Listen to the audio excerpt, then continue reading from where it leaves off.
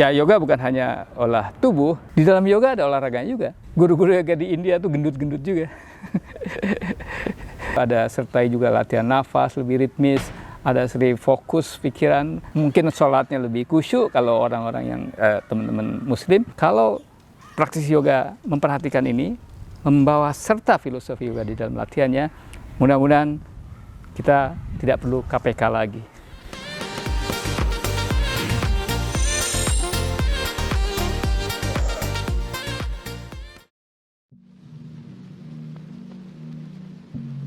Saya Yudi, lengkapnya Yudi Widiantoro, profesi mengajar yoga. Saya salah satu pendiri, penggagas yoga di taman, yaitu komunitas yoga gembira. Selain itu ada juga yoga sastra. Selain itu saya juga membuat program pelatihan menjadi guru yoga yang dinamakan Organic Yoga Indonesia. Referensi utama praktisi yoga adalah yang dikenal dengan nama Yoga Sutra Patanjali. Sutra seperti ayat, jalinan, benang, itulah sutra, makna dari sutra. Ada 196 sutra, kalau diringkas bisa dipadatkan menjadi yang dikenal dengan Ashtanga System. 8 tangga yoga atau 8 bagian tubuh, batang tubuh yoga.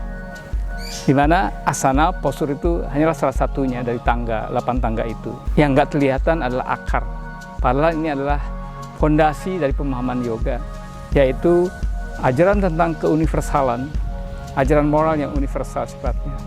Apakah itu? Yang dikenal dengan Yama, ada 5 poin. Pertama, ahimsa, non-violence, tidak melakukan kekerasan, tidak melakukan pembunuhan. Kedua, satya, kejujuran. Ketiga, asteya, tidak, steya, mencuri, tidak mencuri. Keempat, brahmacharya, menggunakan energinya pada saluran yang konstruktif. Kelima, aparigraha, tidak, parigraha, menumpuk-numpuk yang bukan kapasitasnya. Ini dasar filosofi yoga, dasar moral ajaran universal. Yoga bisa dilihat secara 3 sisi, 3 matra. Pertama, yoga yang dipraktekkan, yang disebut dengan karma yoga, action, tindakan. Tapi ini perlu didasari oleh pengetahuan yang termuat di dalam kitab yoga tadi, Yoga Sutra Patanjali, yang kita sebut dengan juga sebagai jalan jnana yoga. Jnana artinya knowledge, pengetahuan. Yoga perlu dimaknai juga sebagai suatu pengakuan, dedication to the Lord tadi, Iswara Pranidhana. Sebagai bhakti yoga, bhakti devotional. Jadi, apakah yang kita perlu devosikan? Yaitu untuk kemaslahatan manusia juga. Inilah 3 matra ini. Jadi bisa dikatakan yoga sebagai suatu filosofi yang dipraktekkan. Antara yang kita inginkan selaras dengan keinginan yang Maha Kuasa tadi. Inilah puncak tertinggi dari yoga, ketika ego drop, lenyap aku, yang adalah hanyalah dalam keadaan hening suwung. Ada dialog yang aktif antara murid dan guru. Karena ini perlu juga di sini si guru menyampaikan pengetahuannya, si murid menyampaikan aspirasinya. Ini perlu didiskusikan. Karena walaupun sifatnya yoga universal, tapi ada hal tertentu yang tidak bisa dilakukan. Contohnya, sesuai dengan siklus kehidupan, perempuan yang sedang haid, datang bulan, ada postur-postur yang tidak dianjurkan untuk dilakukan. Contohnya, posisi bokong kaki yang malah lebih tinggi dari jantung dan kepalanya. Instead of harusnya itu darah kotor keluar, tapi kalau ketika lakukan inversion, kepala di bawah, kaki di atas, ini malah berbalik, malah bisa meracuni. Ini yang dianjurkan di dalam yoga.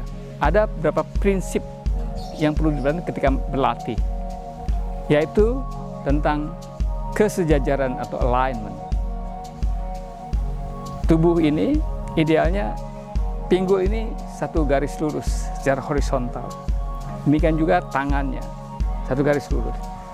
Kalau tidak mengikuti kaidah ini, alignment tidak diperhatikan, contohnya tadi postur warrior, satu sisi lebih kita gunakan lebih maksimal, artinya praktisi yoga ini mengambil hak sisi satunya. Dia melakukan kekerasan pada sisi satunya. Dia melanggar sila tadi, melakukan kekerasan sejak dalam dirinya sendiri. Juga artinya juga tidak jujur pada sisi bagian tubuhnya, tidak adil. Nah, inilah makna bagaimana nilai-nilai yang terkandung di dalam filosofi yoga ini terrefleksi di dalam latihannya. Kalau praktisi yoga memperhatikan ini, membawa serta filosofi yoga di dalam latihannya, mudah-mudahan kita tidak perlu KPK lagi. Kalau katakanlah yoga diartikan sebagai ini yang umum memahaminya, yaitu sebagai union. Union apa? Union penyatuan antara body, mind, and soul atau spirit.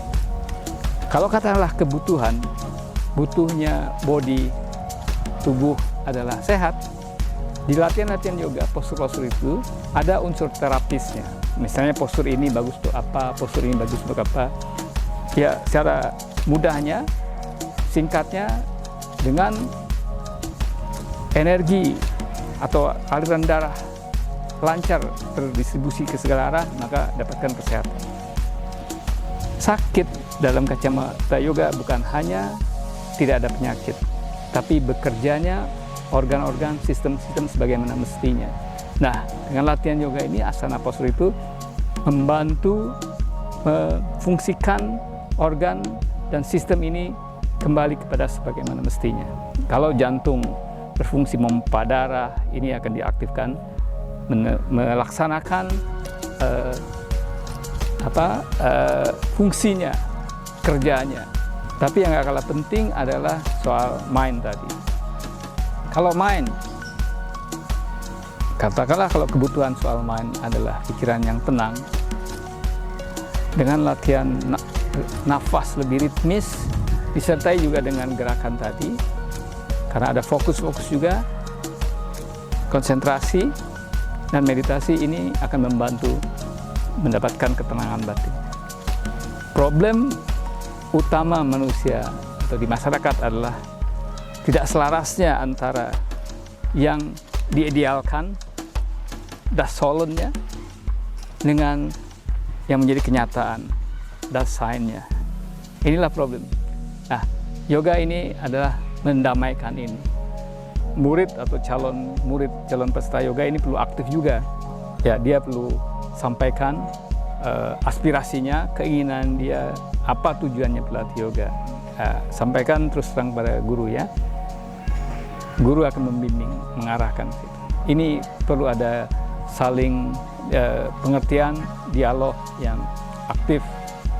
Tapi selain itu juga, di luar waktu-waktu latihan, praktisi yoga perlu juga menggali lebih dalam, yang dikenal juga dengan istilah tadi, latihan kedisiplinan.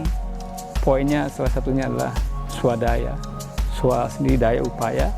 Perlu menggali literasi, sumber-sumber pengetahuan untuk memenuhi pemahaman pada kedalaman pengetahuan filosofi yoganya.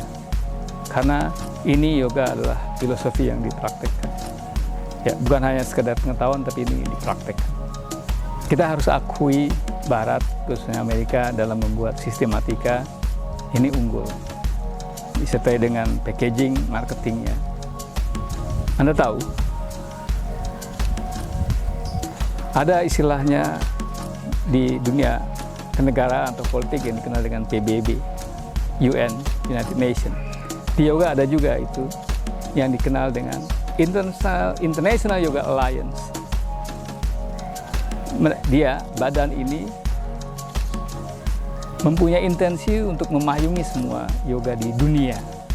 Dia juga membuat ketentuan bahwa untuk menjadi guru yoga harus bersertifikat International Yoga Alliance, minimal 200 jam. Ini dikomodifikasi, terstruktur, dan ini yang ironisnya atau lucunya, dibangun di New York, Amerika. ribuan kilometer dari asalnya India. Dan semua orang sekarang mengacu ke sana. Guru-guru yoga Indonesia sangat mengidealkan bersertifikat itu. International Yoga Alliance. Selain itu ada juga sekarang kecenderungan membuat badan-badan yang meniru sukses story dari International Yoga Alliance. Jadi ada negara-negara sekarang mengidealkan juga seperti itu, membuat asosiasi-asosiasi tiap negara. Selain itu ada asosiasi berdasarkan style. Jadi ada style A mempunyai asosiasi sendiri. Style B, tradisi B mempunyai asosiasi sendiri. Parokial sifatnya. Padahal kembali ke kitab yoga tadi, tujuan adalah samadhi, artinya liberation, pembebasan. Anda bayangkan kalau menginduk berorganisasi, terkungkung di dalam itu, kebebasannya juga perlu dipertanyakan. Dan yang paling parah adalah klaim-klaiman ini. Satu style mengklaim dia yang paling benar. Yang paling parah adalah menjelekkan yang lainnya. Ada friksi-friksi itu juga. Yoga memasuki masa kegelapan ketika ada isu yoga akan diharamkan. Ketika itu saya arahkan dikonstruksi menjadi kegiatan yoga yang lebih dekat dengan alam malah.